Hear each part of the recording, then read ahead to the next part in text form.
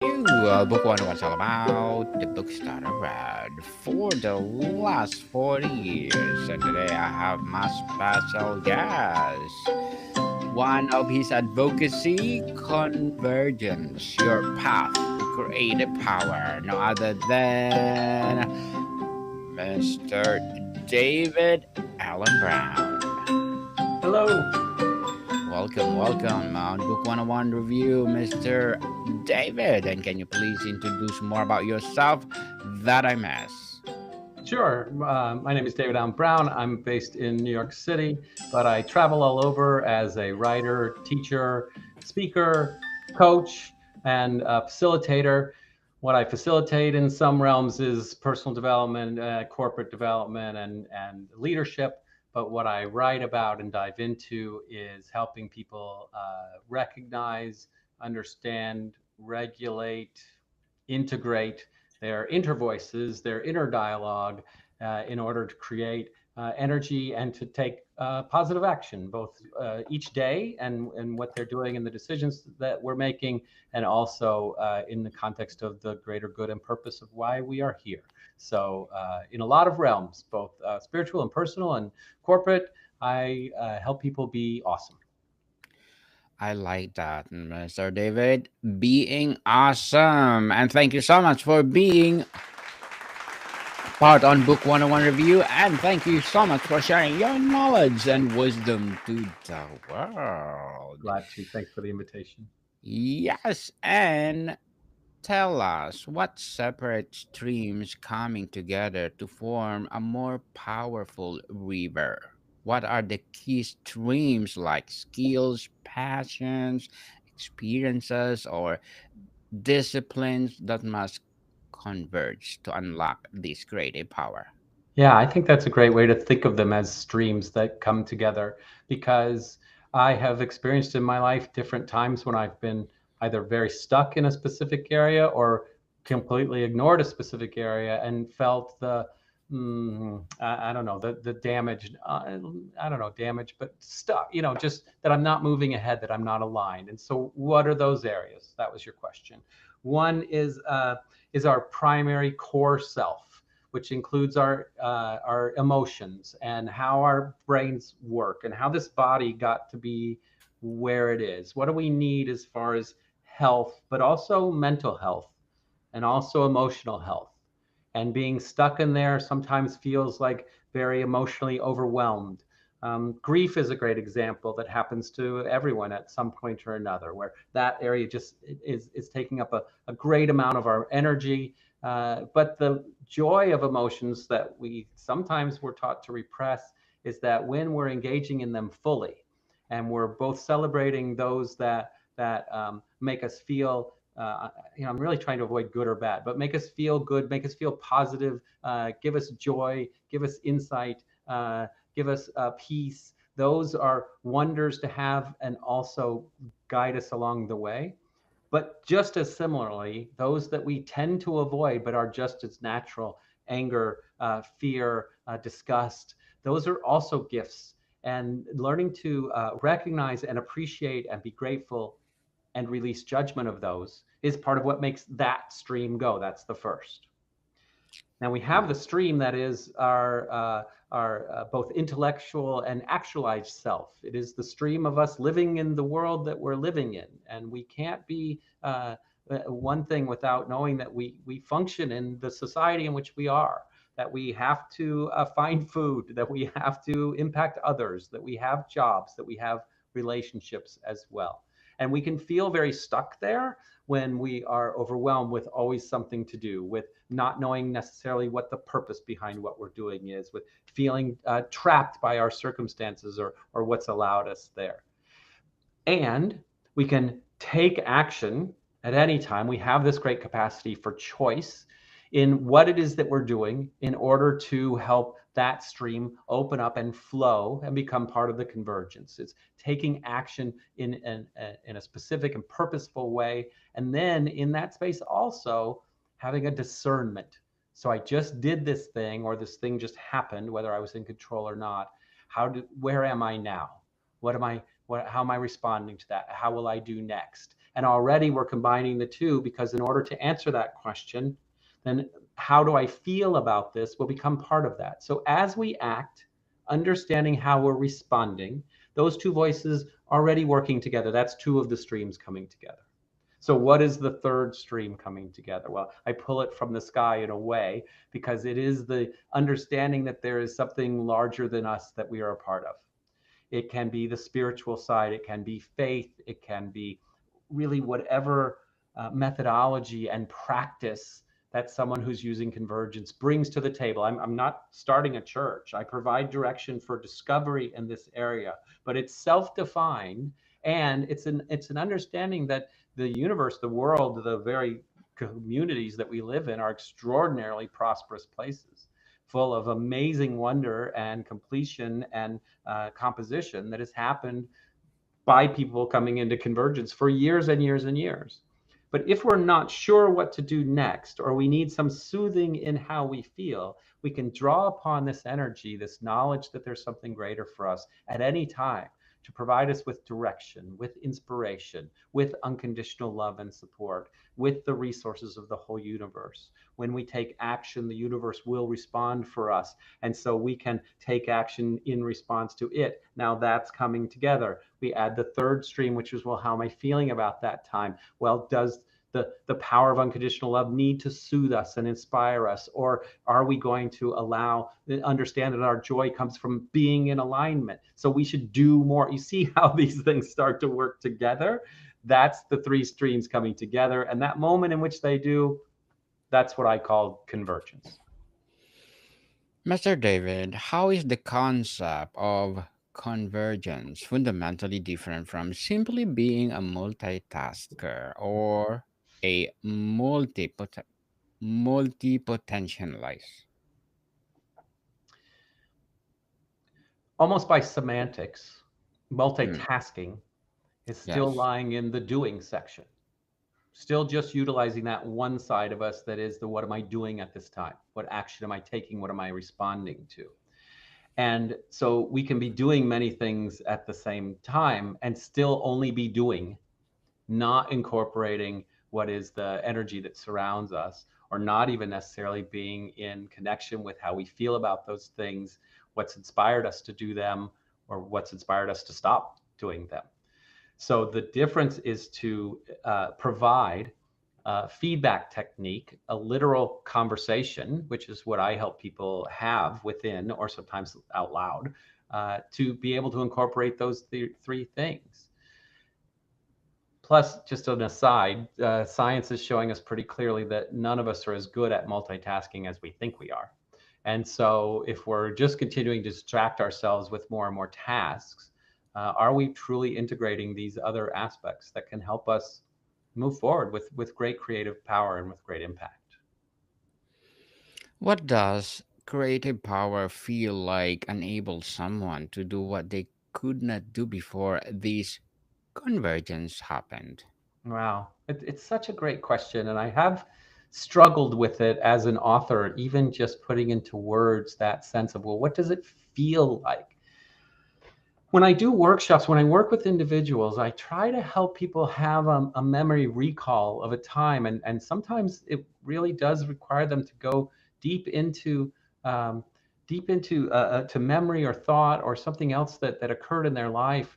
Just a time when they felt they were, I don't know, some people say in the flow or empowered.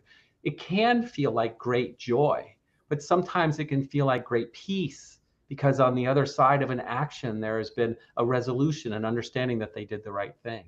It feels like stepping forward, not without fear, but with confidence that no matter what happens, I can discern why it happened. I can trust the universe that it was supposed to happen. And I can know that my feelings will be well cared for in the midst of it happening and even after. And so I think what it mostly feels like is a confidence, a self confidence that's both internalized. I am worthy of all good things. I am lovable, and that's externalized. The world too is on my side. The universe wants me to succeed, and I eventually argue needs us to succeed in our ultimate tasks and in our ultimate reason for being here. Mr. David, tell us what is the answer the call is all about. Sure. Yeah, so if you see here, you're on my on the writing section of my website. There's a section on convergence, which we were just talking about, and another about my corporate work, which we can avoid. And so that category of books is nonfiction, and you can click on that if you'd like, because it'll show some other nonfiction titles that I have. Answer the Call was the second book that I wrote, and it was in response to my mother being diagnosed with leukemia when I was in my mid to late 30s and when she was just 65 years old. And what I had discovered up to that time, and what you see there, The Self-Help Paradox, was my first book, which I wrote when I was in my mid 20s, and it's very theoretical. There's a lot of logic to it. It utilizes quite a bit of New Thought theology. It's very sort of, this could be, what do you think about it? Very, I don't know. These days, I tend to look back at me trying to sound very smart. So when my mother was diagnosed with leukemia, what we discovered was, oh, well, I've had all of these concepts, these understandings of how this energy works, but does it? I mean, it's never been tested to this degree. Now, one of the people I care about most in the entire world is struggling with a real issue. There are impacts to what's happening to her medically and emotionally, and in all of her relationships. And I was very, very close to her and had a very intense role in all of those things. I helped her manage her business. I helped talk to the people who knew her and cared about her. I helped care for her.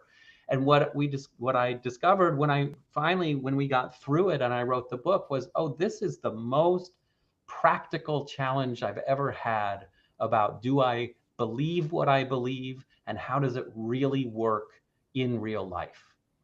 Which really goes back to that convergence, this notion that, oh, it's all, this sort of greater self, oh, all that energy, yeah, that's wonderful. But I live here in this world where things like cancer happen. And by the way, that's my mother with whom I have a great deal of emotional connection. Those aren't separate in the way that we live. And to have ignored her care because I was just saying the universe will take care of it, or to not take action in managing her life because I was too upset. Well, that's not an option for many of us. So convergence emerged out of this because the understanding that one realm of our human experience can lead us astray, and integrating those realms can lead us to true power.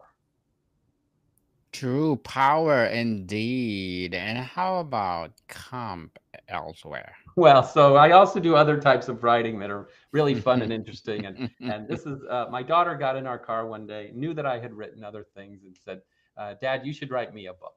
And we were reading young adult fiction at the time, and a couple of authors that we really enjoyed, and I like to read along with her. And so I told her I would do it, to give me a year.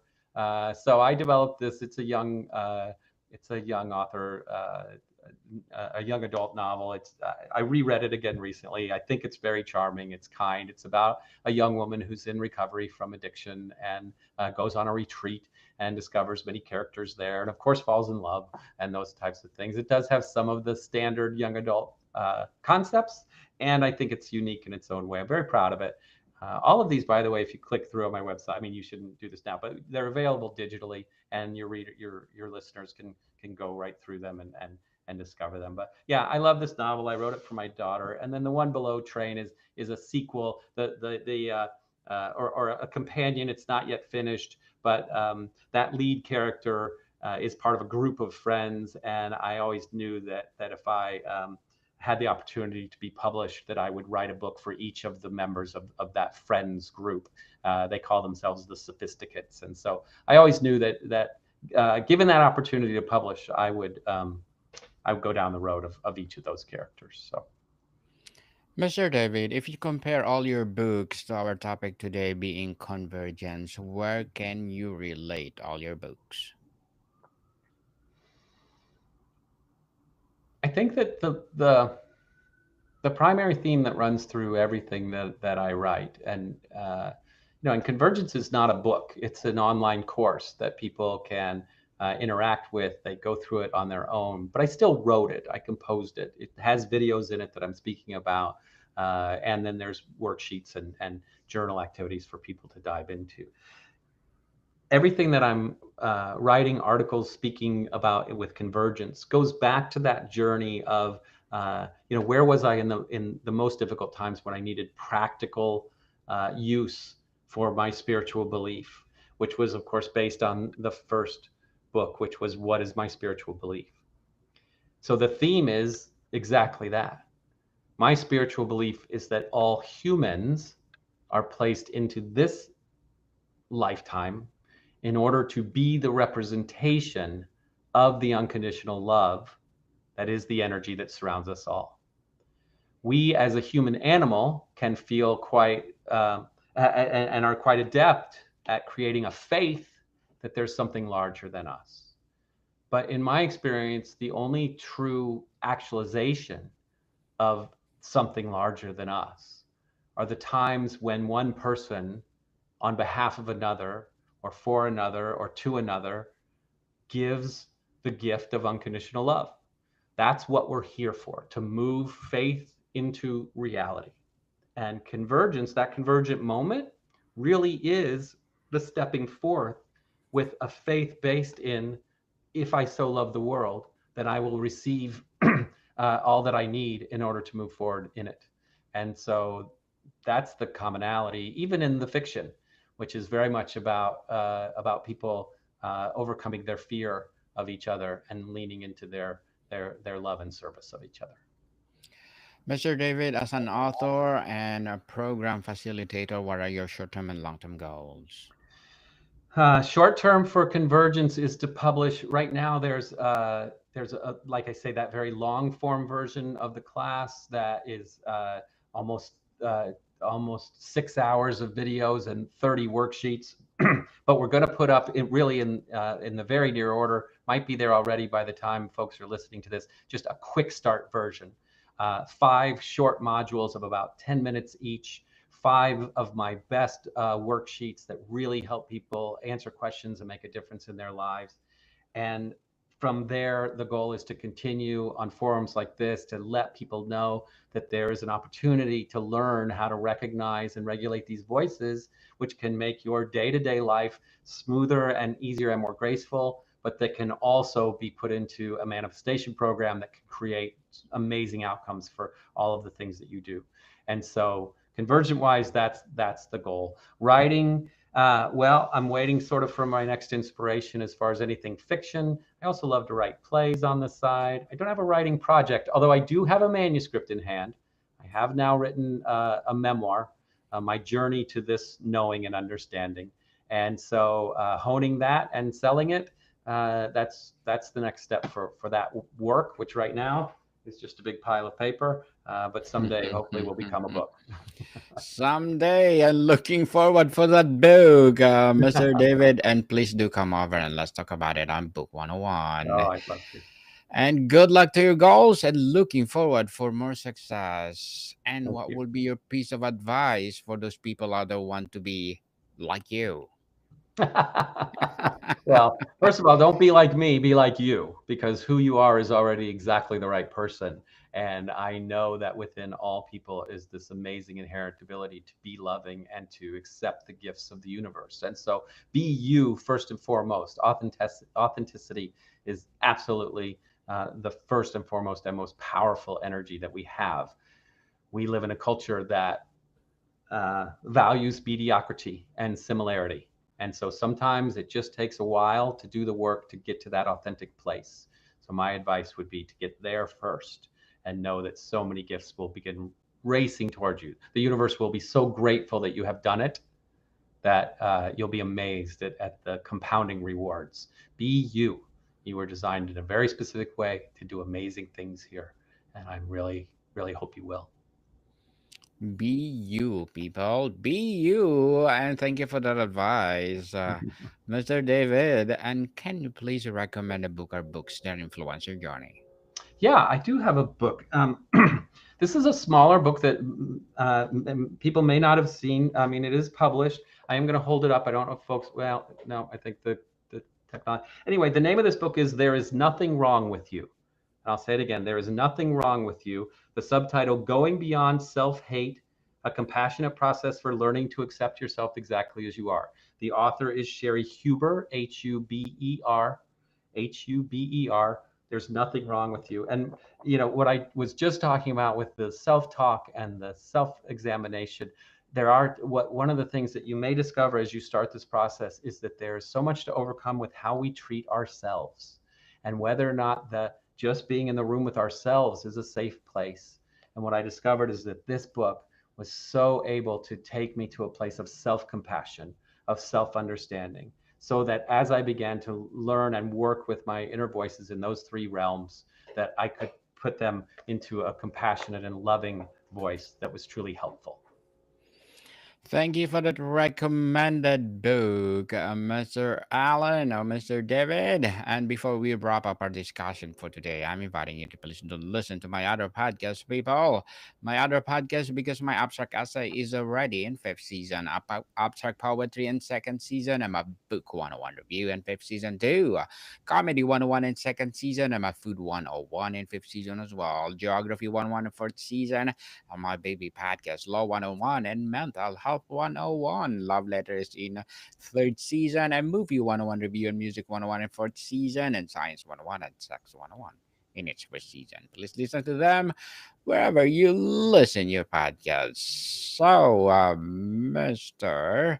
David, is the goal of Convergence to create a new job title to become more effective problem solver, or to experience a deeper sense of purpose and expression in one's work? In one's life, I would say to that, Daniel. I think Mm-hmm. that that it would be limited to a job title or to whatever. I mean, the manifestation is, of course, in which realm is it that you're trying to create abundance, and the abundance is sometimes through our work, and sometimes it's in our relationships, and sometimes it's in our families, and sometimes it is in our self peace and awareness. And so I think that the goal of the entire project is to bring people to a place of such confidence, of such personal awareness, that when someone says, can you step forward in love? Can you be making a difference in any role, with any job title?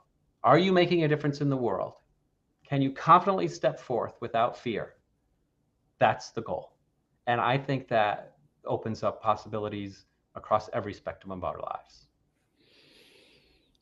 Mr. David Allen Brown, thank you so much for sharing your knowledge and wisdom to the world. And looking forward for that book, Mr. David, and let's empower people all over the world through your writing. And can you please invite our listeners to support your books, your advocacy, your business, or whatever projects that you're doing right now? Yes, for sure. And you've been highlighting the website, which is the place to start. It's davidallenbrown.com. The only trick there is remember the middle name is ALAN, not any other spelling. But you can send me an email, you can see the programs, you can buy the books, and contact me directly. If there's something that intrigues you, if you want to enter a conversation, if you need a scholarship or something with any of the pricing issues, reach out to me. We'll make it work because I believe in this and I believe in you. Yes, people, let's support Mr. David Allen Brown, because if you support him, for sure, more and more empowering books to come, more and more empowering advocacy to come, and for sure, more and more empowering convergence to come. So, Mr. David, thank you so much for your time. Thank you, sir. More to come, people. See you soon.